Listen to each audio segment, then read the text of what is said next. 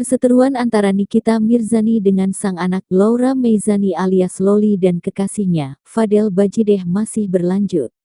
Kali ini dari pihak Fadel Bajideh telah menunjuk pengacara Rasman Arif Nasution untuk mendampingi dalam kasus yang telah dilaporkan Nikita Mirzani di Polres Jakarta Selatan. Dan adanya laporan polisi yang ditujukan kepada saudara Fadel, maka malam hari ini Ranulfo menerima kuasa untuk membantu kepentingan hukum dari saudara Fadel. Insya Allah untuk menjawab semuanya, klien kami siap, ya Pak ya? Siap. Dan akan menyatakan yang sesungguhnya dan kita akan menghadiri panggilan.